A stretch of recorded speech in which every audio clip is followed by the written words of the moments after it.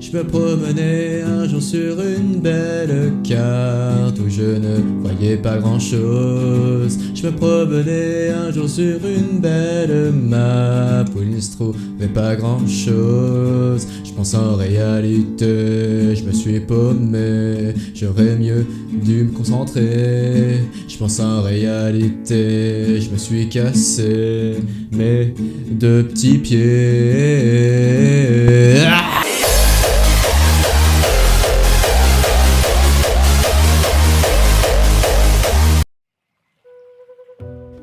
Parlons peu, mais parlons bien. Aujourd'hui, on va parler d'une chose qui est importante, et ce qui va faire tout un roleplay, c'est les personnages. Alors, la spécificité de pouvoir faire un personnage, ou plutôt, qu'est-ce que c'est un personnage? Eh bien, ça s'explique de différentes manières. Mais je vais laisser du coup un personnage faire l'explication. En gros du gros, un personnage c'est quelqu'un ou un caractère différent de vous. Il se veut d'abord un nom, prénom et potentiellement un âge et surtout une capacité différente. Alors quand je dis capacité, c'est tout ce qui est la manière d'être, la manière de faire ou ses capacités. Vous savez, c'est très dur de faire des vidéos tout seul, hein, parce qu'à chaque fois on se rend compte que... Ouais, je peux mieux faire.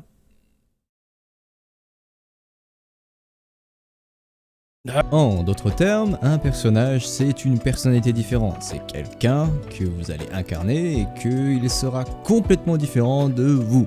Alors, quand je dis vous, c'est par exemple, juste vous personnellement en fait, vous derrière ce casque VR quoi. C'est simple que ça. Les personnages sont, on va dire, une autre partie de vous-même. Vous savez, comme de la schizophrénie, mais sans le côté négatif de la schizophrénie. On va plutôt appeler ça des dédoublements de personnalité, sans être aussi nocif et psychologique. Et qu'est-ce que je suis en train de faire ça? Par exemple, ceci. Ceci est un personnage de roleplay que j'incarne pour pouvoir faire un méchant. Certains d'entre vous connaissent déjà son nom. D'autres pas, ou si vous êtes juste viewer ou regardez juste pour le tutoriel, une lingette hein. Alors, qu'est-ce qui est important dans un personnage en question? Eh bien, beaucoup de choses. Dans la première idée, c'est qu'un personnage doit vraiment être différent de vous. Vous pouvez très bien, si vous n'avez pas l'habitude, jouer un personnage qui vous ressemble, mais faites attention. N'allez pas à être un personnage, je m'explique. Être un personnage, c'est porter comme un masque, c'est juste, vous portez un masque et c'est tout, vous jouez vous-même, c'est juste vous avez l'impression d'être quelqu'un d'autre. Alors que incarner un personnage qui est tout à fait différent de vous, c'est là la subtilité, et c'est là, ça, ce qu'on recherche. Dans la grosse idée, vous voulez toujours essayer d'avoir une espèce d'entre-deux. Être un personnage, c'est... comment dire... réussir à faire la jonction. J'ai complètement foiré ça. Être un personnage, ça vient avec ses deux côtés. Concrètement, il y a vous, joueur, et il y a votre personnage. Donc, la personnage que vous allez incarner, le ou la. Qu'importe le genre, etc. Et si tu commences à me casser les... Quand on parle d'un personnage, il faut bien sûr définir qu'est-ce que c'est un personnage. Alors, c'est compliqué à expliquer, mais je vais faire au plus court. En premier lieu, vous avez tout ce qui est, le physique, le caractère physique. Qu'est-ce que c'est comme personnage? Est-ce que c'est une fille? Est-ce que c'est un garçon? Ou est-ce que c'est les deux? Et juste ensuite, il y a tout ce qui est la personnalité. Vous allez jouer comment un personnage? Est-ce que vous allez jouer triste? Est-ce que vous allez jouer énergétique? Est-ce que vous allez jouer comme n'importe quoi? Qu'importe, ça c'est à vous de décider. Par contre, faut faire très attention à une chose, c'est que si vous allez jouer un personnage qui se veut, compliqué, ne rendez pas les choses aussi compliquées qu'elles sont. Si par exemple votre maître du jeu, allez, admettons, maître du jeu est en train de faire une scène et que votre personnage, vous avez juste envie littéralement de casser les couilles, ne faites pas ça. C'est chiant. C'est vraiment casse-couille. Vous aidez. Plus sérieusement, si vous voulez faire un personnage qui a une forte capacité ou plutôt une forte personnalité, faites-le. Mais ne rendez pas le jeu impossible pour les autres joueurs. car sinon vous risquez juste de faire chier tout le monde et bloquer le roleplay, et c'est pas ce qu'on cherche.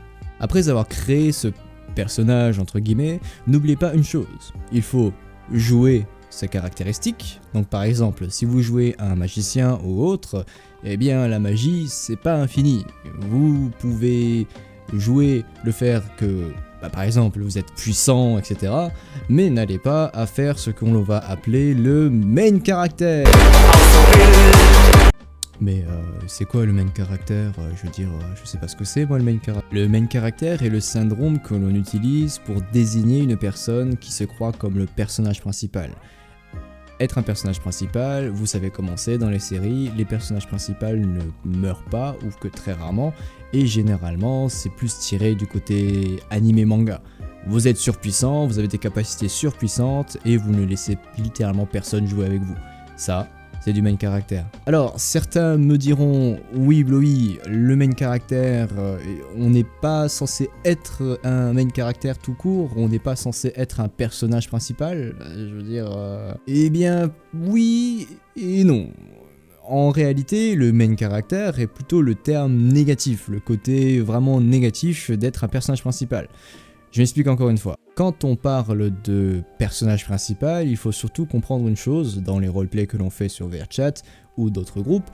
Être un personnage principal, oui, on l'est tous, mais il faut comprendre qu'on n'est pas invincible et que dans ce genre de roleplay ou dans les roleplays en général sur VRChat, eh bien, ce n'est pas comme dans un animé. Un animé, eh bien, il y a un train principal, un personnage principal et des personnages secondaires. Et ce personnage-là viendra à grandir dans son univers. Mais la grande différence, c'est que nous, dans un roleplay VRChat, ou dans un roleplay en général, qu'importe la plateforme, eh bien, vous êtes certes un personnage, mais vous n'êtes pas le centre de l'histoire. Et en moins que rien, il vous peut arriver que votre personnage eh bien, se prenne une attaque et pouf.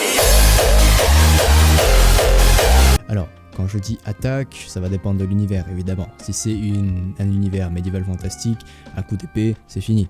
Mais si c'est un univers dit militaire ou un univers plus post-apocalyptique où concrètement il y a des flingues, une balle, c'est fini. Gardez bien en tête que eh bien, ce genre de choses que je viens de vous énoncer jusqu'à présent, c'est une chose que vous devez faire attention avec. Vous pouvez parfois avoir des moments où vous êtes le héros principal, mais ne bouffez pas la scène pour tout le monde. Laissez la place aux autres joueurs ou laisser la place à d'autres personnes. Après avoir passé du coup le sujet du main character, on va parler de tout ce qui est la personnalité. La personnalité fait tout dans un roleplay. Un exemple simple, la personnalité par exemple que j'incarne en jouant ce personnage-là, car oui, ce n'est pas vraiment moi. Eh bien, c'est une personnalité explosive, qui adore bouger, faire des choses et surtout s'exprimer face à vous tous, et littéralement... En bref, vous l'avez compris, c'est une personnalité explosive.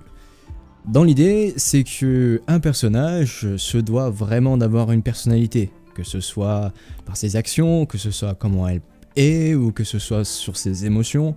Tout cela va faire de vous un personnage, et non pas vous-même.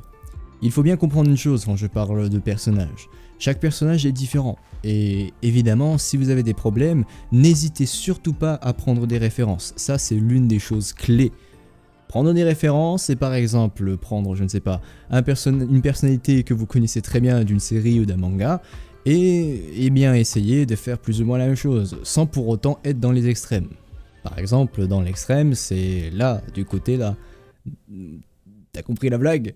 L'extrême droite. Dans tout ce qui est extrême, on va bien sûr parler de tout ce qui est la puissance. Un personnage n'est pas... Enfin, je veux dire, dans un roleplay VRChat, où il y a une communauté intérieure, et il y a toute une communauté qui veut roleplayer avec toi, ne va pas faire un Super Saiyan. Ça ne sert à rien. Déjà, tu ne trouveras pas ton fun, ou alors si tu aimes être juste overcracké et juste laisser les autres ne pouvoir rien faire avec toi, etc., eh bien là, tu peux juste roleplayer tout seul. Fais ton roleplay tout seul. Ne viens pas emmerder les joueurs qui veulent juste essayer de faire une histoire. Tu casses sérieusement les... Dans l'idée, un personnage, il faut qu'il soit équilibré. L'équilibrage est une chose importante. Mais là, encore une fois, on parle de sujets qui sont, on va dire, un peu plus vagants.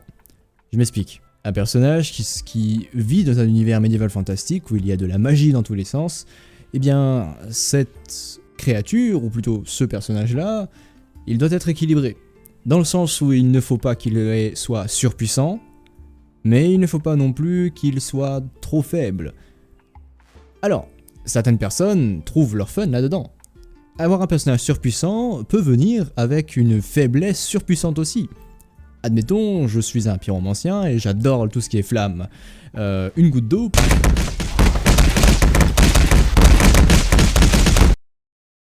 Vous comprenez? Il faut toujours laisser la possibilité aux autres joueurs et aux NPC, aux autres PNJ, de pouvoir interagir avec toi. Si tu as des capacités qui t'empêchent littéralement d'être avec d'autres joueurs, bah qu'est-ce que tu fais là encore une fois ici, putain? Grosso merdo, fais juste attention à ton personnage. Peaufine-le, fais en sorte qu'il soit correct et qu'il y a possibilité d'avoir des interactions avec. Car je te rappelle, le roleplay c'est des scènes, c'est que des scènes en boucle et c'est des interactions en boucle. Si tu arrives à créer une magnifique scène pour les autres joueurs, eh bien tant mieux, car encore une fois, cela fait partie d'une des règles super importantes du roleplay. Être roleplayer, ça veut dire créer des scènes, il faut créer toujours des scènes. Ne va pas roleplayer que pour toi. Oui, tu peux le faire, puisque c'est un peu le principe. Tu dois t'amuser et tu viens à t'amuser en faisant des scènes. Mais ne fais pas en sorte que les autres roleplayers soient bloqués à cause de toi. Ne viens pas à créer une scène qui concrètement bloque tout le monde et ne fait que toi. Ça, c'est vraiment de la merde. Ne le fais pas. Sérieusement, ne le fais pas. Quand on parle de scène, généralement on veut parler de tout ce qui est les boss fights, ou alors tout ce qui est les moments émotifs. Les moments émotifs sont des moments, tu as un couple qui est en train de se parler et que tout d'un coup il y a une engueulade entre eux, dans le roleplay je parle, ce sera un moment émotif, rempli d'émotions, qui sera parfois explosif, parfois juste tendre, parfois juste... En d'autres termes, une scène. C'est toute une scène qui se passe devant toi, et c'est grâce à 2 roleplayers qui font ça. Et c'est ce qui fait le roleplay. Vous savez, l'une des choses aussi super importantes dans tout ce qui est les roleplays, et surtout la création de personnages, et surtout les personnages en eux-mêmes, c'est la confiance. Créer un personnage, c'est interagir avec d'autres personnages et surtout leur faire confiance. Par exemple, si je viens à jouer un chevalier et que je viens à rencontrer un autre chevalier, je connais peut-être le joueur en face, mais je ne sais pas, à tout moment ce chevalier est hostile, ou à tout moment ce chevalier veut essayer de me faire les bourses. Dans l'idée, il faut que la confiance vienne dans la connaissance roleplay. Je m'explique. Il faut que votre personnage puisse être jouable et que surtout il puisse avoir des interactions. Puisque ça, quand je parle de confiance, je ne vais pas me ramener par exemple avec un personnage qui a des capacités ultra puissantes et qui concrètement, dès que je touche une personne, elle meurt. Ça n'a aucun sens et en plus de ça, c'est impossible à roleplayer. En d'autres termes, la confiance doit venir entre les joueurs. Ça doit être une chose qui permet aux joueurs de comprendre l'action d'un autre. Si par exemple je viens donner une pomme à quelqu'un, cette personne viendra à prendre la pomme ou la laisser tomber. Ça va dépendre aussi du coup de la personnalité du personnage. Admettons, une personne est extrêmement colérique, elle vient à prendre la pomme d'une façon colérique. Pas d'une façon du style, oh merci messieurs, c'est très gentil de me laisser votre pomme, puis-je attraper votre bite. En bref, réfléchissez à comment vous faites vos personnages et faites en sorte qu'ils soient logiques et qu'ils soient roleplayables. Et que surtout, ils puissent faire quelque chose, puisque dans certaines situations, vous allez vous retrouver, et ça peut arriver, dans certaines situations où vous ne pouvez rien faire. Dans un combat, ou que ce soit dans un moment de je ne sais pas, de grand discours, votre personnage n'est pas fait pour. Prenez votre mal en patience, car en effet, je vais parler encore maintenant d'une des dernières choses les plus importantes de toutes. En anglais, on appelle ça le power scaling, mais si on veut traduire ça plus ou moins dans d'autres termes, cela veut juste dire l'amélioration, donc l'avancée de votre personnage. En gros, ça veut juste dire le character development, développement de personnage, aussi simple que ça. Vous seriez étonné que certains personnages qui sont les plus intéressants, que ce soit dans les séries, que ce soit dans les films ou autres, ce sont des personnages qui vieillissent, qui gagnent en confiance, ou qui gagnent en puissance, qu'importe. Mais, c'est ce qui va faire ce personnage-là un personnage important. Oui, malheureusement, quand tu es nouveau joueur, tu vas arriver et tu auras un Super Saiyan devant toi, mais au moins il aura une histoire à te raconter. Il aura de quoi te répondre et il aura surtout de quoi te dire pourquoi. Eh bien, j'ai réussi à pouvoir faire un putain de Genki Naba avec mes couilles. Créer un personnage est une chose super importante et il faut les peaufiner. Ne faites pas des personnages qui sont juste jetables parce que vous allez rien apprendre et de toutes les manières, vous allez vous ennuyer. Faites un personnage qui a une personnalité forte ou alors une personnalité effacée. Faites un personnage qui est intéressant. Faites en sorte que les autres joueurs viennent et veulent vous parler ou veulent interagir avec vous. Car c'est là où vous allez vous rendre compte d'une chose, c'est que mes tutoriels sont vraiment nuls. Et concrètement, avec un bon personnage, vous allez pouvoir faire un vrai grand roleplay. Et vous allez pouvoir tous vous amuser et kiffer. C'est ça le principe. Sur ce, voilà, j'ai fini encore une fois ce tutoriel. J'espère qu'il vous aura aidé, puisque l'objectif ça reste quand même que ça vous aide. Et voilà, prochaine fois on va sûrement on va parler de tout ce qui est la prise de dégâts roleplay, ou alors tout ce qui est les univers roleplay en général, ou qu'est-ce que c'est un Game Master. Et voilà quoi, ça va y avoir du travail. Par pitié, juste aidez-moi parce que là j'en peux plus de record tout ça tout seul, je commence à vraiment sérieusement déprimer.